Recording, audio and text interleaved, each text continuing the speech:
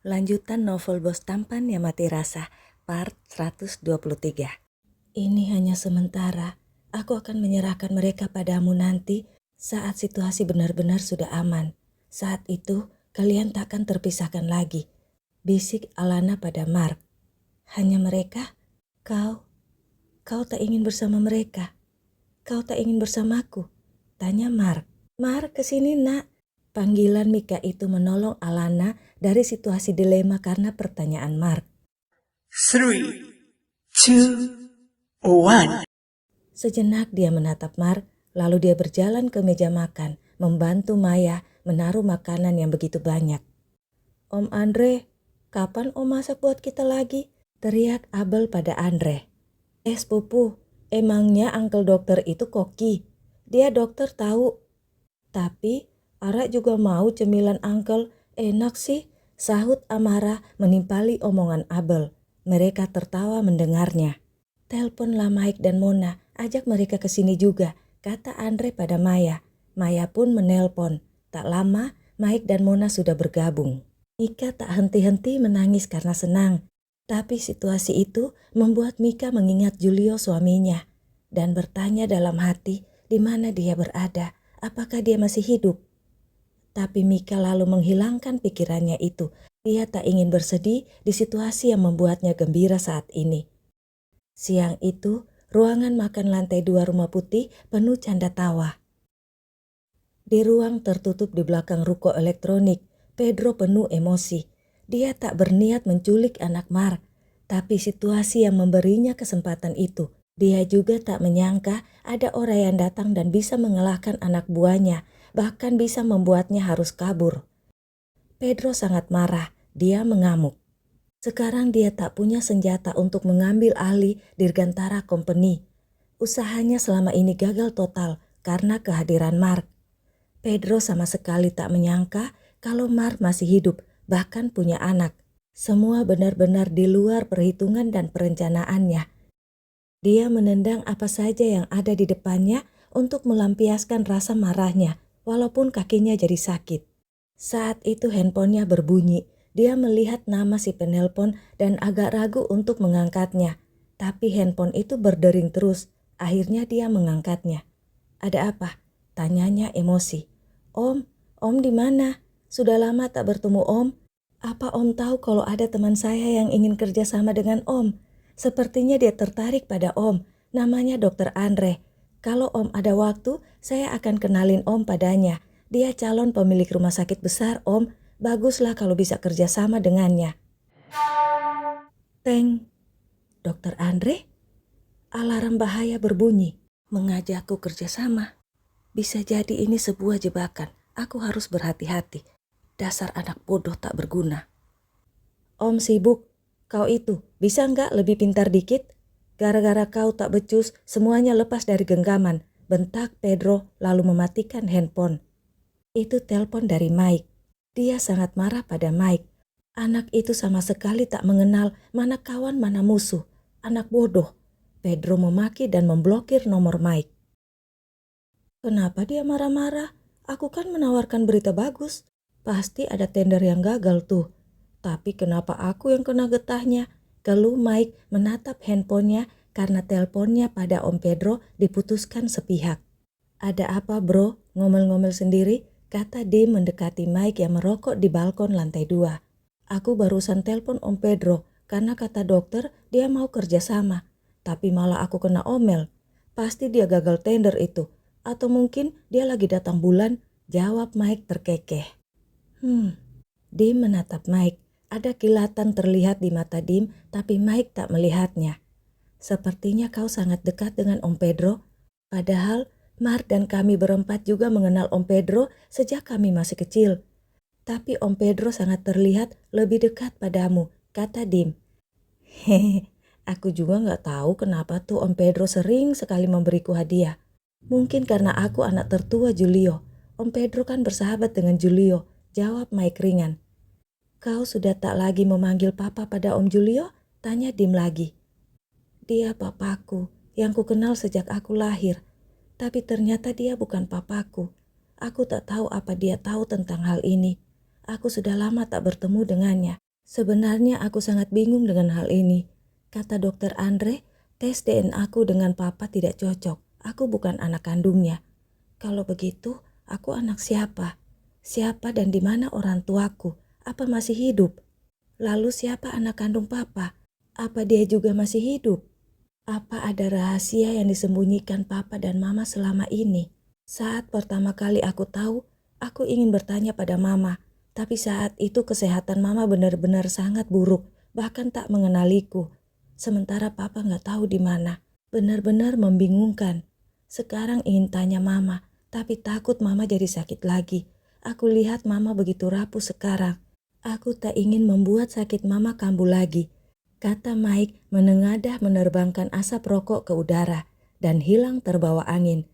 Dia seperti ingin membuang semua pertanyaan-pertanyaan ketidakjelasan tentang jati dirinya supaya hilang terbawa angin juga.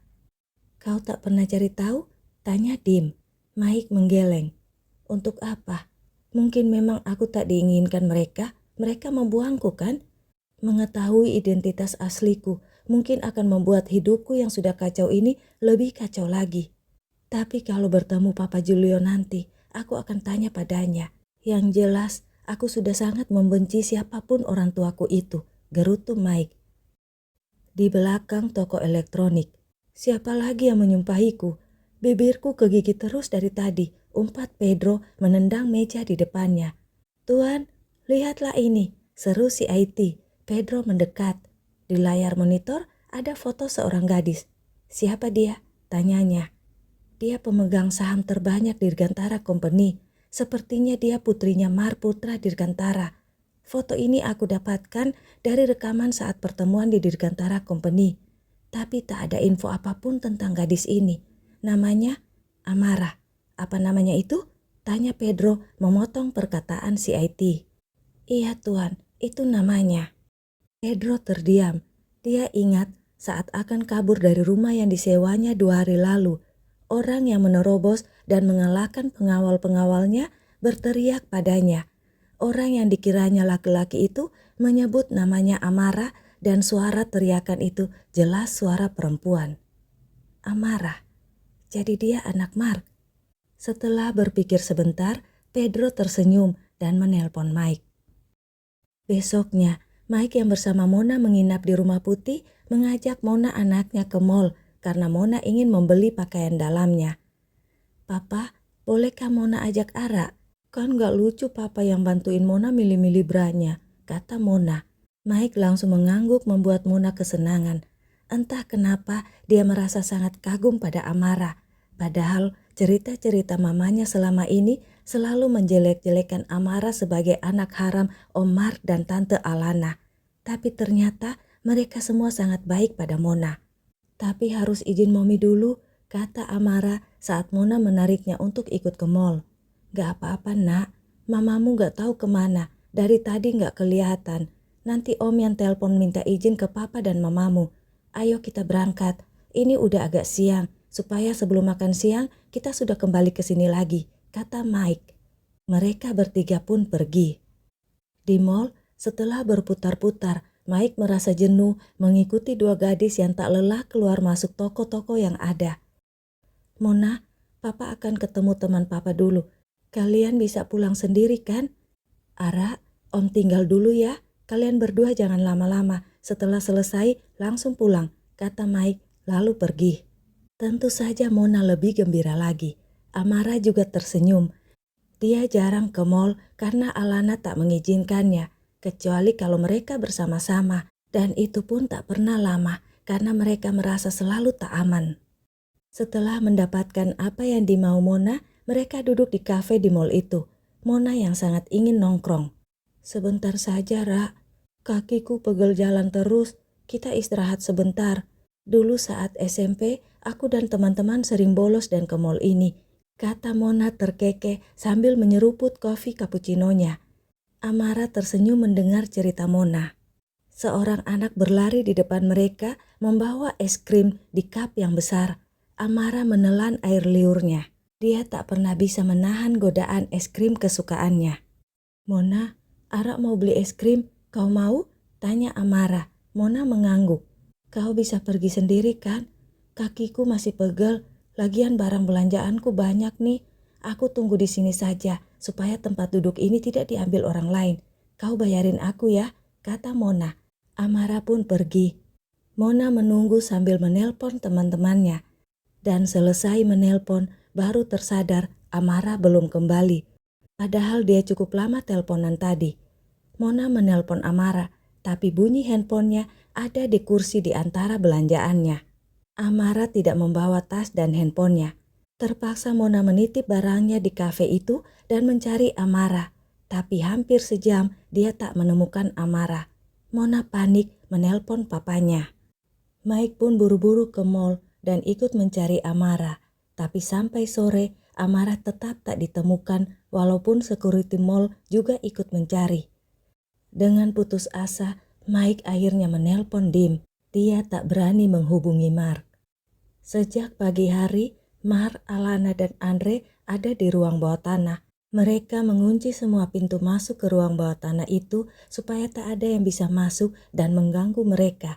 Hanya Alan yang terhubung dengan mereka. Kali ini harus berhasil. Informasi dan bukti sudah cukup. Orang-orang kita pun sudah siap bergerak. Mike orangnya Alana yang bersama mereka, kata Mark menutup penjelasan rencananya. Di meja depan Mark ada peta yang ditandai banyak titik-titik merah. Juga ada banyak foto-foto beberapa tempat, juga foto-foto orang yang mereka curigai selama ini. Mark sangat bertekad mengatasi masalah yang mengancam perusahaan, juga dirinya dan anak-anaknya. Dia tak ingin anak-anaknya pergi lagi untuk sembunyi. Dia sangat tak rela melepas kebersamaan mereka saat ini. Dia Mar putra Dirgantara. Dia akan menghadapi siapapun orang yang mengganggu keluarganya, hidup atau mati. Oke Mas Bro, aku juga standby di tempatku di rumah sakit. Sekarang ruang khusus adalah tempat akhir kita. Kita tak bisa lari ke sini, karena itu akan membuat bahaya anak-anak dan mama, kata Andre menimpali rencana Mark. Mark menatap Alana. Kau standby di sini, melindungi mereka. Bila terjadi sesuatu padaku, kau yang ambil alih Dirgantara Company. Dim akan membantumu mengaturnya, kata Mark. Alana menatap Mark dengan resah dan ekspresinya sulit diartikan. Dia ingin protes, tapi bunyi handphone menghentikannya. Itu handphone Andre. Ya, Andre mengangkatnya. Sesaat kemudian, Andre terduduk lemas. Ada apa? Tanya Alana. Andre menarik napas menghimpun kekuatannya. Itu tadi Dim, Ara hilang di mall sejak 4 jam lalu, kata Andre pelan dengan suara bergetar. Alana dan Mar berdiri mematung. Kenapa Ara ada di mall? Mungkin dia diam-diam ke suatu tempat.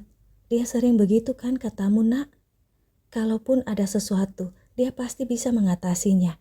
Anak itu pintar dan kuat, kata Mar menghibur Alana sambil menguatkan hatinya berusaha tenang. Tapi saat mereka menerima kiriman video, Alana jatuh lemas di lantai. Mar mengamuk membabi buta. Di video itu, Amara diikat dan digantung, penuh luka. Bahkan wajahnya sudah babak belur tak berbentuk lagi. Tell me something girl, are you happy in this modern world? Or you need more? I'm falling.